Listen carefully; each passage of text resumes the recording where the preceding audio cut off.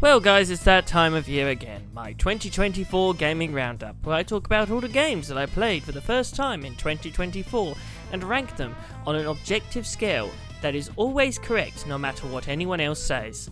And once again, this is a list of the best games I played for the first time in 2024. Not the best games that came out in 2024, so don't be expecting stuff like Metaphor ReFantazio, or Astrobot, or the Silent Hill 2 remake, or Wukong, or any of that shit. I did play some games that came out this year, but mostly it's older stuff, as usual, because I'm a very fickle person and I don't think that you should be spending $60 on a game under any circumstances whatsoever. Let's get into the list. It's time. It's time. It's time. Let's go. It's time. Every list has to have a bottom, a worst entry, but a lot of the times when I do these lists, I don't really think the last place entry is a terrible game. If anything, it's just mediocre, or it has, like, objectively good qualities. You know, I don't think that Yakuza 3 is one of the worst games ever made. Absolute garbage. It was just the worst game that I played that year, so naturally it ends up at the bottom of the list. Sometimes a game ends up at the bottom, and I think that the game is pretty good, but there's just much better games that came out in that same year. Not this year, dear viewers. This year, my least favourite game of last year is also one of my least favourite games of all time. Genuinely, one of the most unpleasant experiences I've had playing a game in years. Like, at least Ride to Hell Retribution was funny bad. This was just miserable all the way through. You know, in hindsight, I think it's pretty funny that we were all looking at the Silent Hill 2 remake by Bloober Team and thinking, wow, they're going to completely fuck that up. That's such an iconic game. It's going to be a total disaster. When in reality, what we really should have been worried about is Silent Hill: The Short Message. If Short Message wasn't free, I wouldn't have even bothered with it. I would have just heard everyone trashing on it for how awful it is and just skipped right by it. But it was free, and I like free things, so I figured, well, I'll give it a go myself. We'll see just how bad this is in a first-hand experience. Viewer, do not do this.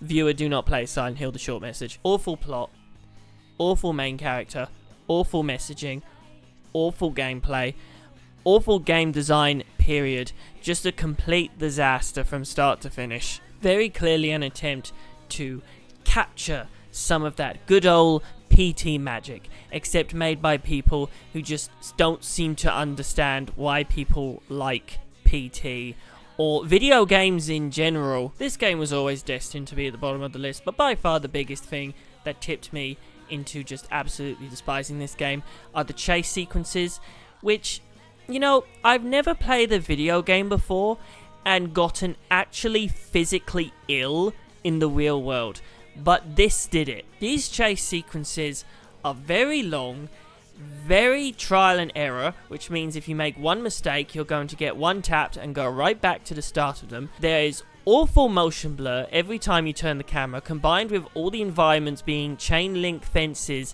and thousands of sticky notes covering the walls and fluttering everywhere.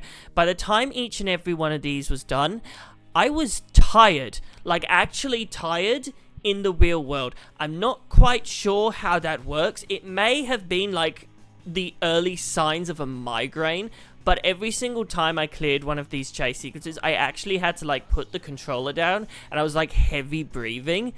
I think I might have been getting motion sick, not to mention the horrible ear-grating static bursting out of the controller while this was going on. A complete auditory nightmare. I've seen people like this game. Hell, I have friends on Discord who like this game. I can't really understand why they like this game, because any game that makes me actually, like, put the controller down and, like, grab at my head like it's going to fucking explode is a bad game. Maybe I'm just, like, built weird. I'm not quite sure how the Silent Hill franchise is going to go from this point forward. That Silent Hill 2 remake is a shockingly good sign of where things could potentially go. But then also, we have this, and we have whatever the fuck Ascension was. Did he just say participating in an orgy might help this man find his missing daughter. After Saints Row 4, the Saints Row series, you know, is kind of in this weird loop where they've basically done everything. Like, that last game, you get superpowers and you fight aliens, and you basically bring back every single character who's ever been in the games, and it's just, like, insane and nonsensical. And, like, where else are you going to go from here? And apparently someone at the Volition decided, hey, you know what we haven't been with this franchise? We haven't been to hell. We're going to send the characters to hell for this expansion DLC thing, whatever. Get out of hell. Unfortunately, they kind of forgot to, like, make a video game to go around that premise. It's such an easy slam dunk of a premise too. Satan kidnaps the player character so they can marry his daughter. So best boy Johnny and best girl Kinsey go down into hell, and they get a bunch of angel and demon powers, and they team up with historical figures and all the dead Saints Row villains, and they rampage across hell, and they save the boss from Satan, and there's a musical sequence, and you would think surely all of these things would come together to form like a pretty solidly good game, but unfortunately, like, there isn't a game here. See, instead of progressing the plot by doing like main story missions, what actually happens is that there's a bar at the top left of the screen, and the bar fills up the more of hell you take over. And when it reaches the top, you can access the final boss. What this actually translates to is activities. This whole game is essentially just a mini-game collection of reskinned activities from the main game. And don't get me wrong, I like those activities. I like throwing myself into traffic and flying through rings and all that jazz. I think they're pretty good. But when I play a game like this, I expect there to be a story, and it really isn't. There's like 20 minutes of cutscenes overall, and the rest of it are just mini-games, and that's it. If you don't care about 100% completion, you will finish this whole package in 2 hours. If you do care about 100% completion, you will finish it in about 6 or 7 to do everything around the city. That's 6 to 7 hours of mini-games. Does that seem fun to you? Like, even to the most ardent Saints Row activity enjoyer, does it seem fun to do 7 hours of side content with, like, no story missions in between? Where's the meat? There's no meat on these bones. These bones are British. Where's the meat? You can't just introduce me to evil demon William Shakespeare running a nightclub and then do nothing with that. I came here for a wild-ass Saints Row plot set in hell, tons of crazy shit happening, just going further and further into the absurd, and I got Rayman Raving Rabbids TV party. So yeah, I am a little bit disappointed with Saints Row Get Out of Hell. Sorry. Actually, I'm going to give this game an extra half star because I just remembered that Kinsey spends the entirety of it in a loose-fitting tank top. That's my entire justification for giving an extra score. If you live in Ireland and you look like Kinsey Kensington, my home address is... Okay, some people may think that this is breaking my rule. Bear with me on this one. A couple years back, a game called Multiverses dropped. I played like 300 hours of it, and I liked it. I thought the game was pretty good, but it also had some very obvious issues that I thought needed to be fixed. And then they took the game offline for over a year for the full release. And then this year, in June, the full release came out. So, technically speaking, I'm allowed to re-review the game and let you know what I think of it in its current form. First off, the new characters in the roster, I thought they were pretty good. Even Nubia, I was thinking to myself, who the hell is Nubia? But then I actually played her, and yeah, she's fun to play. Marceline, Samurai Jack, Beetlejuice. I think all these characters are pretty good. You know, I'm not great with the characters, but you know, there's no character here that I look at them and think, now why are you here? In terms of single-player content, there is now single-player content. They're called Rifts, and they're basically little single-player mini-campaigns, and each match has its own separate modifier, or it could be like a bonus game, like Smash the Targets or Dogshit Golf that nobody likes. Unfortunately, these require gems, and you need to level up the gems to avoid getting out-leveled in the higher difficulties, and... well, let me just tell you this. I'm recording this on the 17th of January, and I've been playing this game since it came out, and I literally only just, like an hour before jumping onto this, managed to max out all of the gems. And I'm talking like stuff that I've been trying to level up to max since June. They've also added in special events. There were some of these in the beta, but now they're like big things with their own special currency that you can earn for free, and you can get stuff for free without needing to spend money. Now, there is occasionally one that you have to spend money to get, and obviously they're not going to give you all of the free currency to get everything. You know, you'll maybe get like 40% of the items without paying for stuff, but the fact that you can get stuff for free while only playing the game, that's pretty cool. Gameplay? Well, I mean, it's Smash. It's a Smash Bros. Clone. What do you think the gameplay is like? It plays like Smash.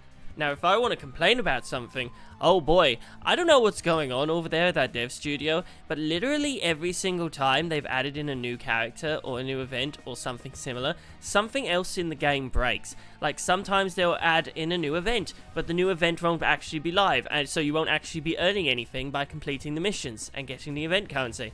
Sometimes they'll add in the character, and they'll have, like, some absurdly broken shit, or you just straight up won't be able to buy the character because the store is just completely fucked and freezes the game. I literally had to uninstall the game and reinstall it again because I couldn't enter the store tab without it crashing immediately.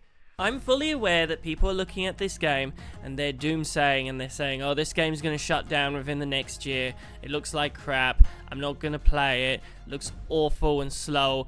I don't know, man. I've been playing since the beta. I'm fine. I don't have an issue with the game. I mean, obviously, the fact that it's down this low, you know, it's not like the most mind-blowing game in the world. But I have 700 hours into this game now, altogether combined. So, you know, obviously it's doing something right if I'm still here, or maybe I'm just in horrible denial. Whether or not Multiverses is considered a failure or a success in my book by the end of its run, or whenever it happens, all depends on one simple thing, and that's them adding Mordecai and Rigby into the game, which they still haven't done, even though I specifically told them to do it in my previous review, and I know that you watch my channel, Zaslav. Do you want to get Luigi'd? I can Luigi you.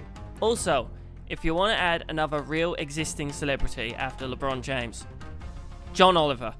I don't have a moveset or anything, I just think it would be really, really funny to play as John Oliver in a fighting game and beat up the Joker.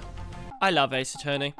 I love this series, man. It's so good. Ever since I played the trilogy re-released on Switch, my Switch has basically become an Ace Attorney machine. I have every single game on there. I'm actually playing through Investigations right now.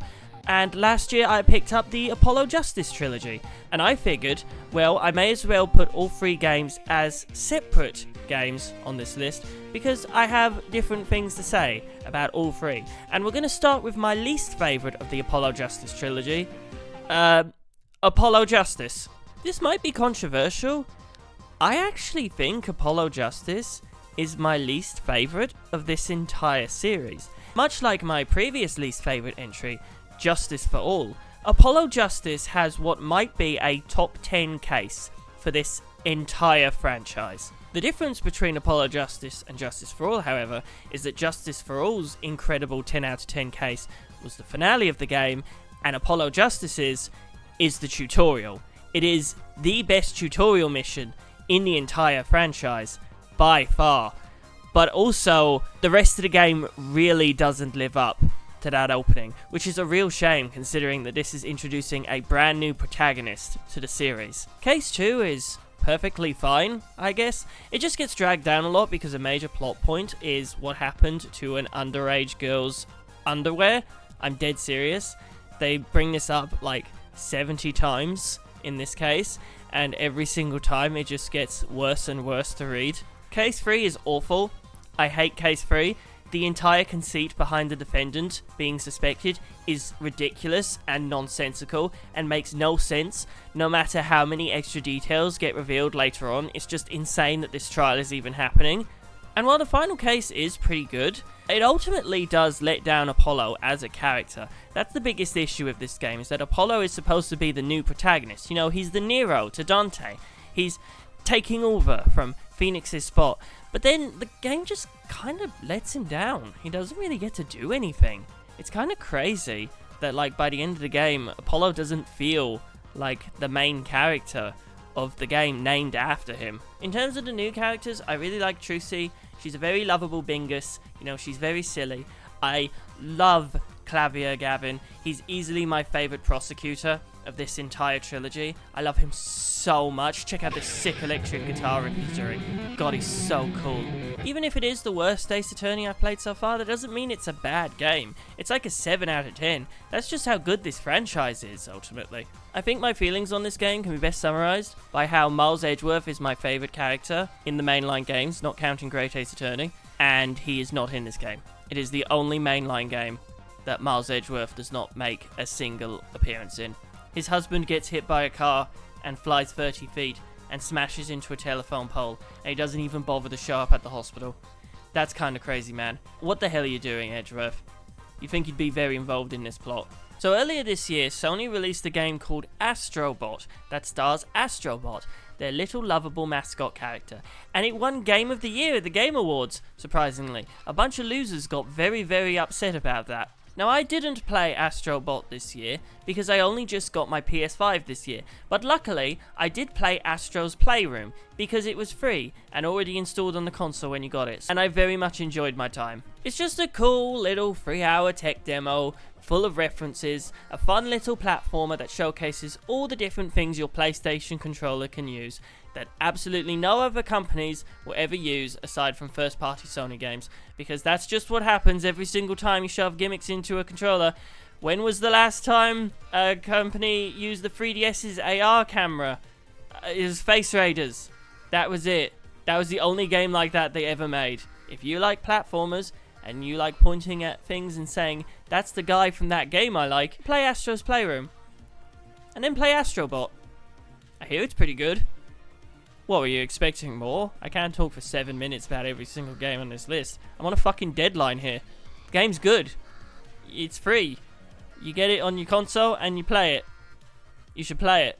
The game is now done. It's going to be a little difficult to talk about Spirit of Justice without talking about Dual Destinies beforehand, but I will try. I love how insanely high the stakes in this game are. In the first game, you were just a rookie lawyer, getting into it, you know, getting your first cases, defending your friends, and then in this game, you're going to a foreign country and taking on a monarchy that is murdering defense attorneys for some unknown reason. Like, this franchise has gone so far off the rails from a lawyer game. Spirit of Justice definitely has a stronger set of cases than Apollo did. Like, Case 2, in particular, is shockingly good for a second case. A lot of people seem to think that Case 4 is the weakest in the game. I highly disagree. It's clearly a backdoor pilot for Ace Attorney 7, where we get to play as Athena Sykes, which is obviously coming any day now, anytime, probably being announced this year, absolutely. And even though it's got nothing to do with the rest of the plot, I don't know, it's just a pretty fun case. I like Simon Blackwell a lot, so I'm glad that we got to get him back for another full case, and helping us as well. Overall, I do think that the plot kinda, I wouldn't say falls apart at the end, but it seems like they're really trying to shoehorn Apollo into being the protagonist of this game at the very end. Like, the whole game has been about Phoenix going to this other country and basically uprooting, like, decades of tradition. And then at the end of the game, they're like, oh, by the way, Apollo is the main character. Here comes his magical backstory that changes every game to add new characters into it that have always been there. I can tell what they're doing, but I don't think it really works that well, because Apollo hasn't contributed to the plot at all. His only other case also has nothing to do with what I would consider to be the main story, outside of getting to meet the prosecutor. Speaking of which, Nayuta Sadmadi has got to be my least favourite prosecutor in the entire series. In this series, which is full of whip girls, dudes throwing coffee at you, and Big Shoe! He's just this really calm, like, kinda chill, dare I say even boring, monk. Oh, he throws beads at you, and then he makes the beads tighten? Is that it? Okay. Like, he doesn't have as much sauce as everyone else. Also, compared to Dual Destinies DLC case, this DLC case is just kinda meh. I get that it's mostly supposed to be, like, nostalgia for the original trilogy, but it's just like really short compared to every other case in the game, and it's it's fine. What I really like about this game is that all the characters in America have very normal names, like standard Ace Attorney pun names. Dead man. And then you go to Karain, and every single name is insane, and just straight up like words with apostrophes thrown in. Like, believe in me, peace, love, and understanding. Oh, there's a name that gets revealed near the end of the game that is absolutely ridiculous that I don't want to spoil. It's literally an entire sentence. Overall, I really enjoyed my time with Spear of the Justice, even though it isn't as strong of a cap-off to a trilogy as Trials and Tribulations was. But hey, Trials and Tribulations, that was like an S-tier game, you know, it's difficult to top that. And hey, look at that! I made it through this entire review without bringing up the Clown Girl. That's the first time anyone's ever... Fuck. Shit. Fuck. When I reviewed Wolfenstein The New Order, I said that it did what it wanted to do very, very well. It was a pretty good shooter, and guess what? Wolfenstein, Old Blood, same thing. Does what it wants to do very, very well. Pretty good shooter. You can tell that the focus of this game isn't to be better than the first one, but just like a little side thing. There's no massive, expensive, long cutscenes. It's mostly gameplay, in-engine stuff. You know, you're just shooting Nazis in the face. Here's a big robot dog. Now there's zombies. Maybe it's just me, but it definitely feels harder than the first game. Maybe it's a little too hard in some places. There are some points where there is a long time between checkpoints, or there just isn't that much cover to hide behind while you're shooting enemies. They're really just looking at the gameplay of New Order and saying, hey, let's do more of that. People like the little bits where you got to go into the old levels. Let's put one of those in every single level. People really like that brief segment at the end of the concentration camp where you got to stomp around in a big robot and shoot Nazis in the face with missiles. Let's make a whole level where you're stomping around in a big robot and shooting zombies in the face with missiles. People really liked how he locked the upgrades behind completing challenges, like killing a certain amount of enemies a certain way. Actually, Wolfenstein, I didn't like that. I kind of wanted to upgrade at my own pace. Oh, you're doing it anyway. Okay. Not much more to say, really. Wolfenstein Old Blood is more of Wolfenstein New Order, and I really liked Wolfenstein New Order. So I really liked Wolfenstein Old Blood. The game is now done. Speaking of side games that I never expected to top the original, Insomniac's Spider-Man is perhaps one of the greatest Spider-Man stories of all time, period. It's a total masterpiece, okay? And I wasn't expecting Miles Morales to beat it anytime soon. I don't see a 2 on the end of that name. Do you? I don't see a 2 there. That game's got a 2 in it, but I didn't play that game. I'm talking about this game instead. The only thing I expected was that Miles Morales would be a great game. And it was a great game. I find myself enjoying Spider-Man's gameplay more in this than in the first one. I really like the Venom moves. You know, you can do the big electric punch, you can do the stomp down. I feel like that really adds a lot to the combat. In the first game, I never used any of those gadgets that you got aside from the web shooters. You know, maybe for some stealth sections. In this game, I was throwing them out left and right. You know, there's not as many as there was in the first game, but I think that actually helps because now I have less options. I can try more stuff out, if that makes any sense, if I'm saying it correctly. Swinging feels even better than it did in the first game, if only because you can turn on 60 FPS mode now, and holy shit, I thought 30 and 60 FPS, you know, I was like, well, that's a silly argument, I don't see the point. Then I actually turned on the 60 FPS mode in the middle of playing this. Holy shit. I think where this game falters a little bit compared to the first one is in the plot stuff. Now, the side quests, I'm fine with that, because you're just starting out as Spider-Man in this game. This is Miles' first real rodeo, because Peter's gone off to fucking Latvia or Slovakia or whatever to do some bullshit with MJ. So a lot of Miles' side quests are just like, I gotta find my cat, or there's some dudes they're stealing our toys for the children. You know, stuff like that. Pretty basic, you know, starting out hero stuff. My big gripe for this game is this element of the main plot. There's this thing I hate where characters just don't explain things to each other. Like, someone finds out something and they try to tell someone it and they just don't listen, and it causes issues further down the line. And that happens in this game. Miles finds out something about the main villain's plot and keeps trying to tell the main villain about what's wrong with the plot, and the main villain is just like, shut up, I'm not listening, stop talking to me, I'm gonna do my plan and it's gonna go well and it's gonna go perfectly. And then Miles is like, no it's not, you idiot, let me tell you what's happening. And the villain is like, no, I didn't like that, I feel like the villain in this game was very stupid. And then when Miles does get to talk, they just don't pay attention. They just don't believe him. They think he's a liar. That's very annoying to me. Also, obviously, compared to the villain of the first game, Tinkerer is a bit of a weaker villain. But again, Insomniac Spider-Man was like a 10 out of 10 masterpiece, S tier, best game of all time.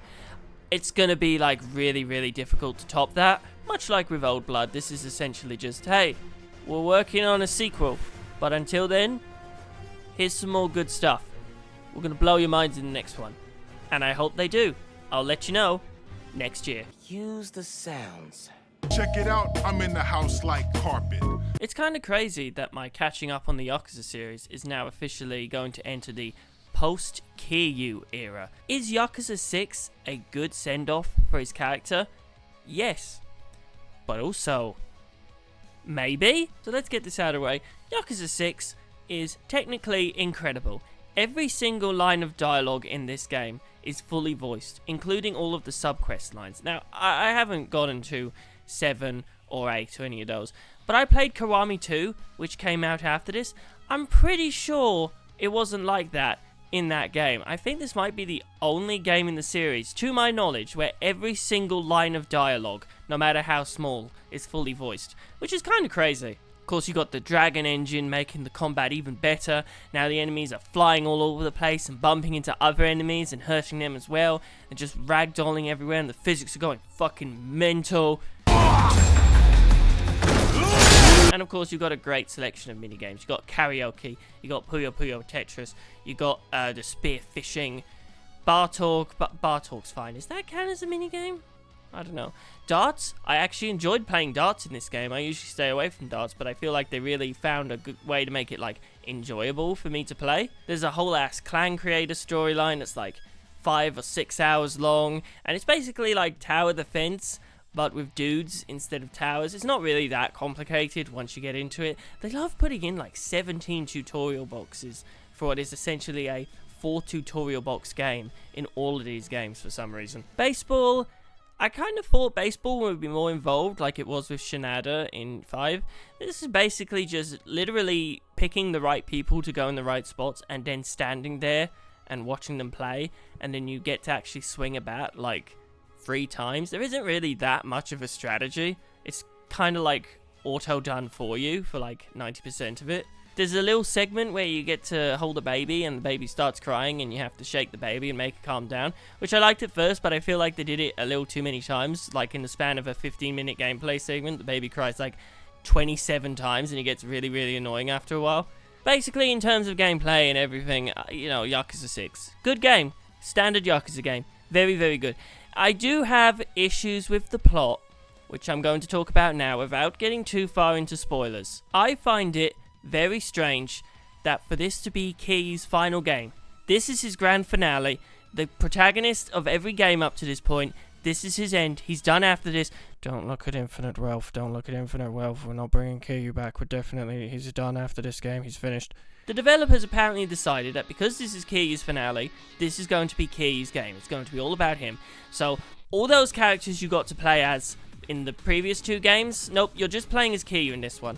What are those other characters going to do? Literally nothing of value. Majima and Saejima, they leave in like the first 5 minutes of the game after the opening cutscene. Daigo, he leaves as well. Shinada and Tanemura are once again relegated to the does not exist zone. They're finished, you will never see them in this franchise again, their plots are done. Akiyama and Date get some stuff to do whenever the game's taking place in Kamurocho, but, you know, when you're outside of Kamurocho, they do nothing. Let's talk about that as well. Basically, in between Yakuza 5 and 6, a certain major character gets pregnant, so Kiryu has to go to the little sleepy town of Onomichi to find out who the dad is. So basically, the finale to Kiryu's story in this franchise that we're 6 games deep into is that he goes into a completely other city and runs into a completely new cast of characters and ends up getting involved in a story going on in their town as well. Now, normally I wouldn't have a problem with this, but this is Kiryu's finale. This is his end. Why are we taking him to meet these brand new people that we've never met before instead of focusing on the characters that have defined him for 6 games now? Fucking Majima. Majima is just gone. You don't even get a, like, customary tutorial fight with him. He just vanishes in the first 5 minutes. That's fucking Majima. Timeline-wise, you've just put out Yakuza 0, and you're not going to put Majima in this in any way? Also, compared to 4 and 5, this game feels really small. Those games had, like, 3 other maps aside from Kamurocho each. This only has the 1, and it's pretty small. And also, the top chunk of Kamurocho, like, this whole area here, you never go there.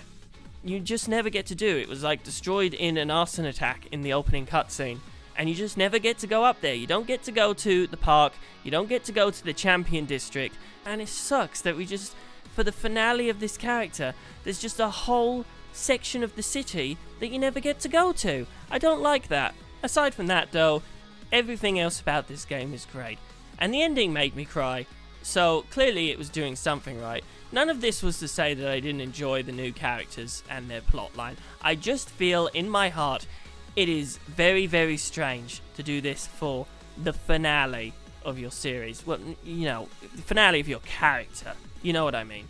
I, for one, am very much looking forward to seeing what Ichiban does in his crazy RPG adventures. I think I'm going to squeeze in 2 games from now on, so I'm thinking I'm going to play Judgment this year as well, and then do Yakuza 7, because I really got to catch up, man. Like, they've started pumping these games out like crazy. And yeah, that's my segment on Yakuza 6. That's the end of the segment. Nothing else is about to happen. Nothing at all. And now we round out the Apollo Justice trilogy with Dual Destinies, which apparently, controversially, I think is that I'm just fucking with, yeah, it's karaoke time!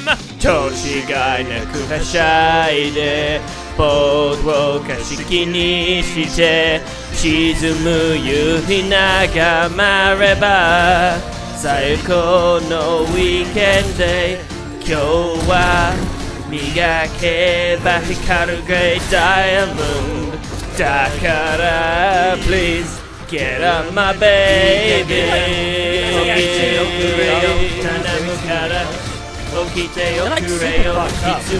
Hero, are you like actually listening to the words they're saying? Is this a chaos situation?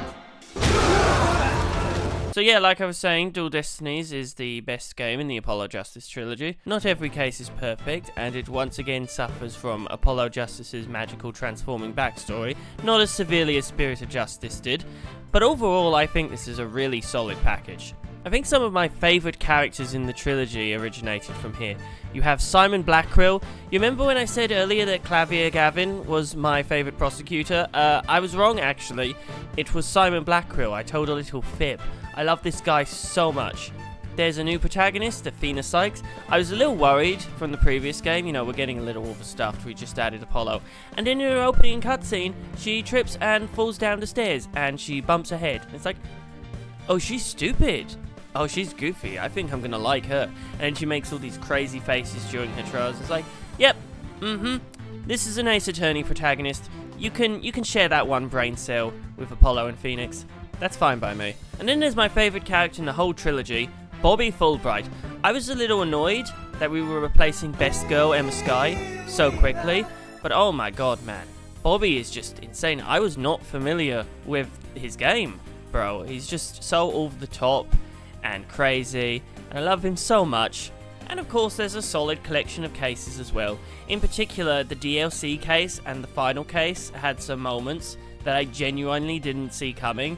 Like, actually fucking, like, made me put the controller down and walk around the room with my hands on my head like, oh my god, holy Jesus, what a twist.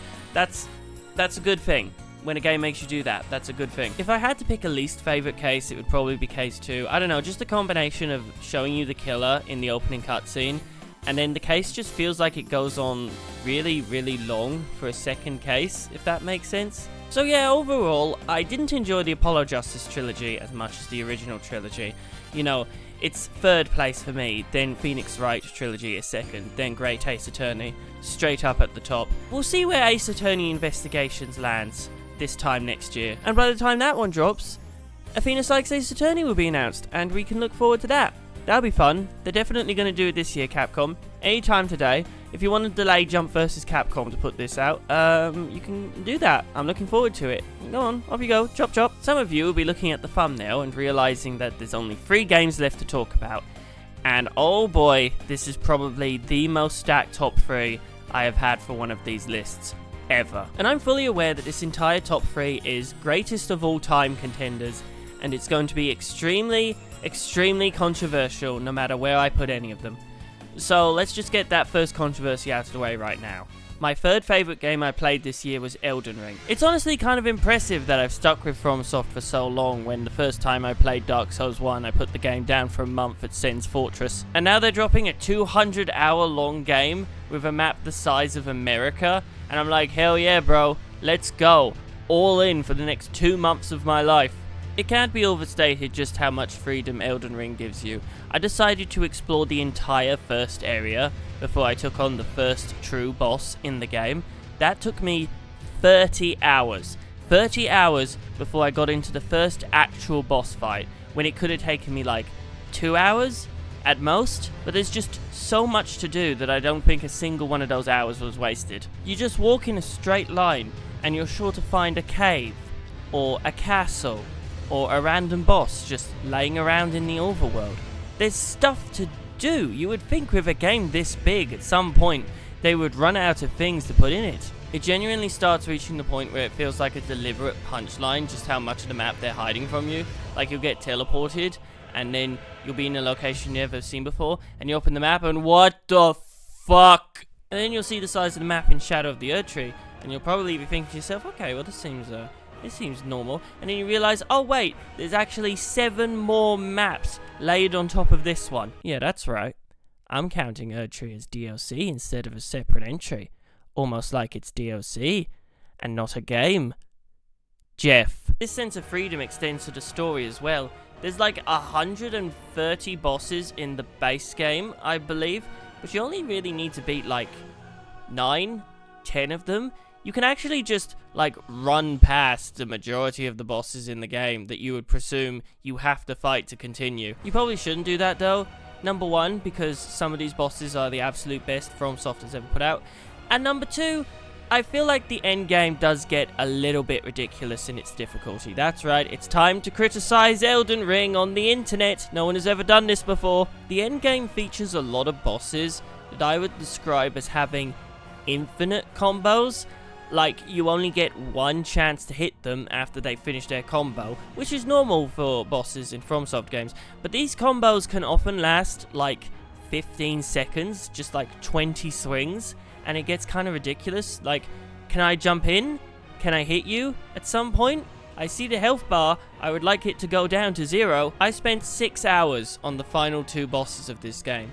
Like, at a certain point, it goes from, okay, this is pretty difficult, to, this is bullshit, please let me finish the game, for the love of fucking God, please let me hit you once, please Lord. And then you get to Shadow of the Erdtree, and it just continues on from there. A lot of the bosses in Shadow of the Erdtree have the exact same problem, especially the final boss, which also comes with a ridiculously massive health bar. When I beat Melania, Blade of Miquella, I thought to myself, man, that was an incredible boss fight. I loved that so much. When I beat the final boss of Shadow of the Erdtree, I was like, thank God, Jesus Christ, it's over. It really is peak FromSoft in both a good and a bad sense. Like, you know how NPC quests in Dark Souls were always very cryptic at times?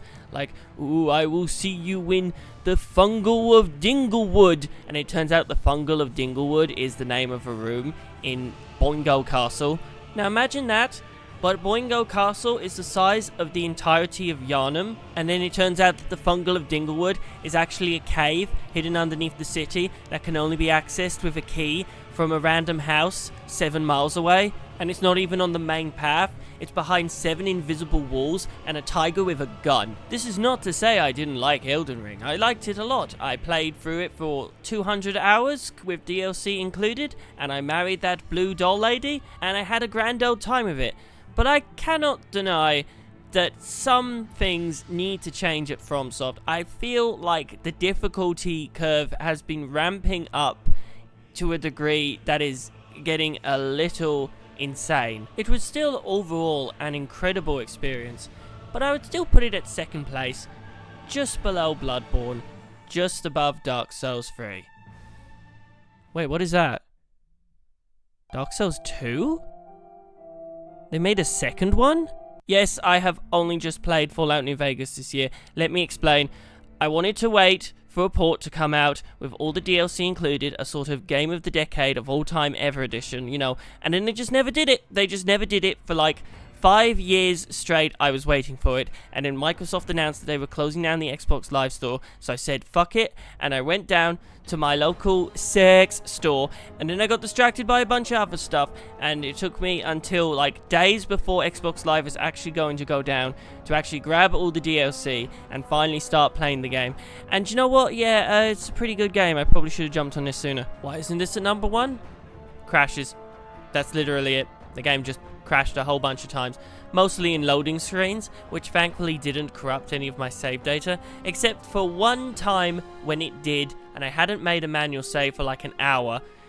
That's the meme, I guess, but yeah, that was very, very annoying. Also, I didn't really like Dead Money all that much. Like, the final hour just really grated on me, and all the enemies took like 20 bullets to kill, and it got a little ridiculous.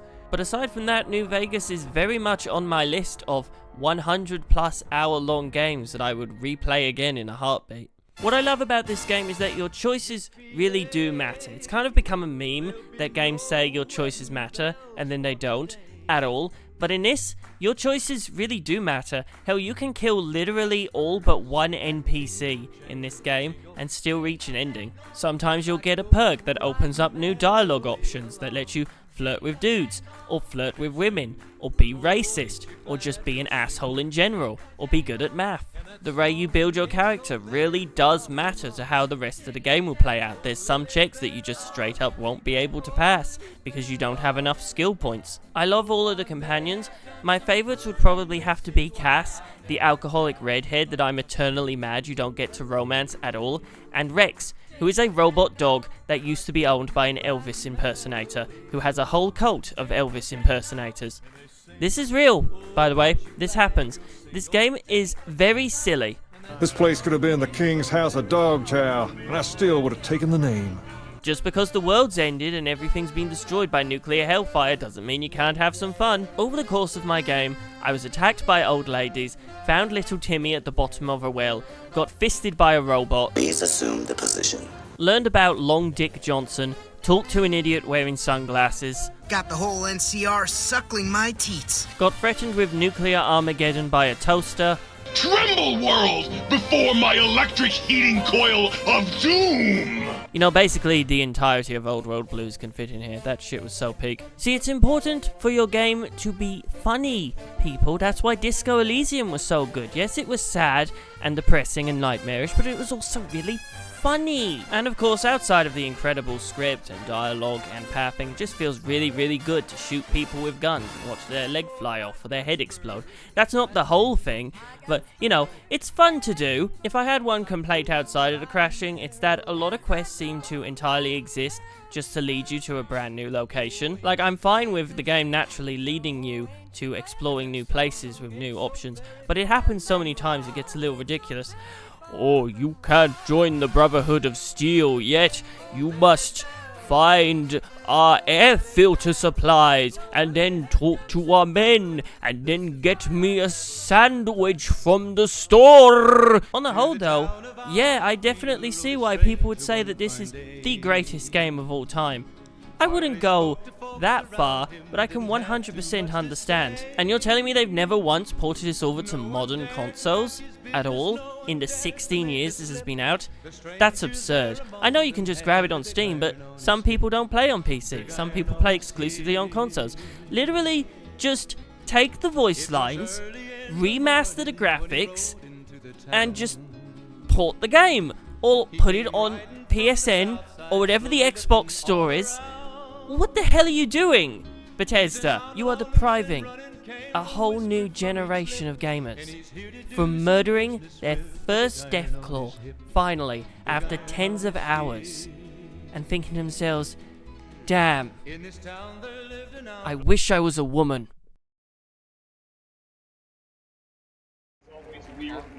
World premiere. World premiere. Evolve 2. Oh my god. Evolve 2. Look. Evolve had a decent gameplay. Oh, what's that?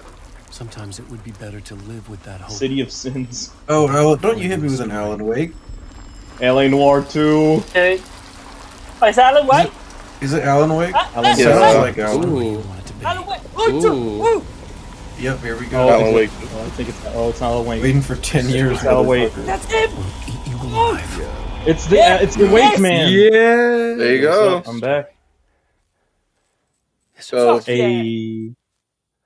Wait, That's him. Yeah, that's how he looked in Control. Fuck yeah. What the fuck? there you go. Hell yeah. Hell yeah.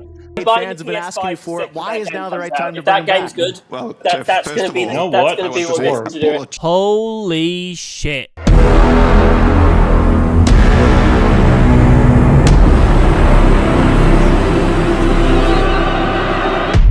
I picked up Alan Wake entirely on a whim because the box art looked cool. I heard nothing about the game beforehand, and it turned out I actually really liked it.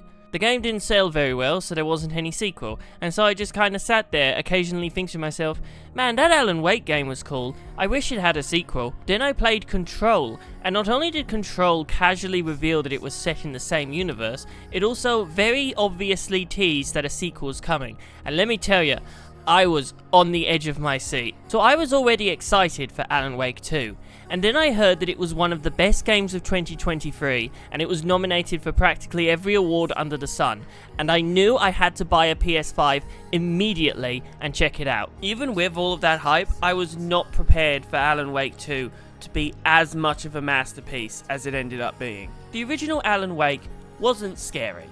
It was action horror. It was Resident Evil 4. It wasn't really that dark in the nighttime sections, and enemies exploded when they died, and resources were plentiful, and you also fought hordes of crows and giant construction vehicles. Alan Wake 2 takes a hard shift into psychological survival horror. Now when it's nighttime, it's dark as shit, and you can't see fuck, and when you shoot the enemies, instead of exploding into light, their skin sloughs off of their body and exposes the muscles underneath. It's genuinely one of the scariest games I've played in a long time.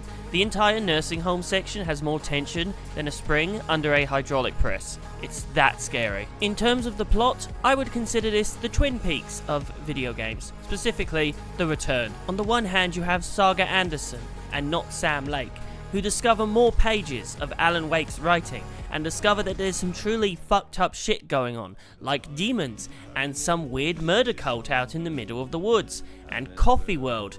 We get to witness firsthand as these new pages slowly morph reality into one that Saga very much doesn't want to be a part of, as she races to stop it. Meanwhile, in Alan Wake's storyland, he's stuck in a nightmarish eldritch hellscape, and this is definitely where all the more surreal elements of the first game come back.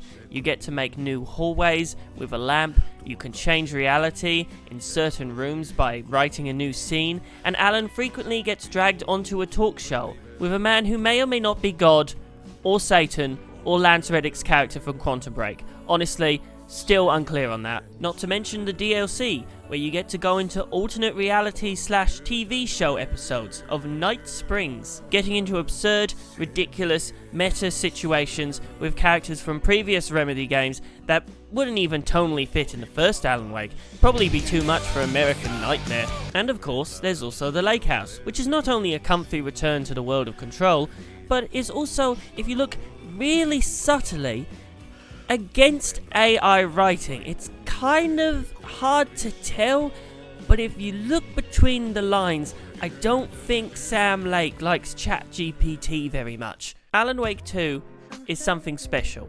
Not only is it a beloved, masterful return to a cult classic from over a decade ago, it is also exactly the game the creators wanted to make.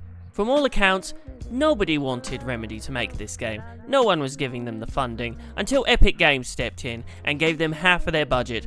Sam Lake and everyone in the team wanted to make this game, and by God, they got the game made. And I guarantee you, if like Activision or EA or some other company had fronted the money, they would have forced them to take out a lot of the shit in this game. Oh yeah, mate, the game's looking real good. The thing is, we're selling this to Americans, and there's a lot of stuff about Finland in this that they wouldn't understand, so can you take out all the stuff about Finland? Yeah, that'd be great. Nah, mate, the 20-minute long live-action short film in this game is pretty inspiring stuff, yeah, mate. The thing is, I'm a massive bellend, so I want you to take it out. That'd be fucking brilliant. Yeah, mate, the musical number segment, I think that'd be fucking dog shit, mate. Arbitrarily, just take it out. Beautiful, thank you. Fuck that. Bobby Kotick doesn't sound like that. Put simply, Alan Wake 2 is art in its purest form, and you need to play it. If you enjoyed the original Alan Wake, you need to play it. If you enjoyed Control, you need to play it. Quantum Break, Max Payne, basically anything this company has put out, there's something for everyone with this game. In fact, I'm going to be as blunt as possible in this closing section. Alan Wake 2 is truly perfect, and if you do not get this amazing new generation of Alan Wake madness, you are stupid. Yes, I know, that's insulting, but it's also the truth. If you're a true video game fan, you will not hesitate in the slightest bit to buy this piece of gaming history. Play it loud in stereo, dudes! Show me the champion of light. I'll show you the hero of darkness. Lost in the never-ending night. Diving deep to the surface.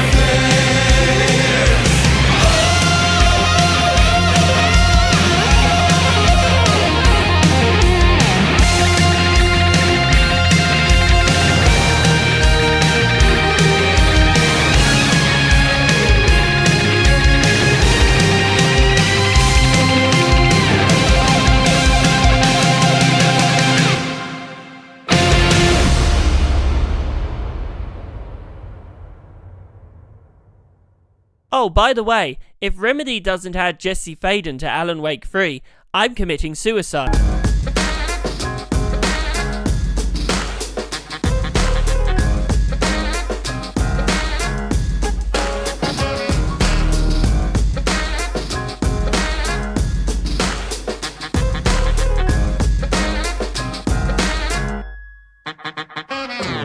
The game is now done.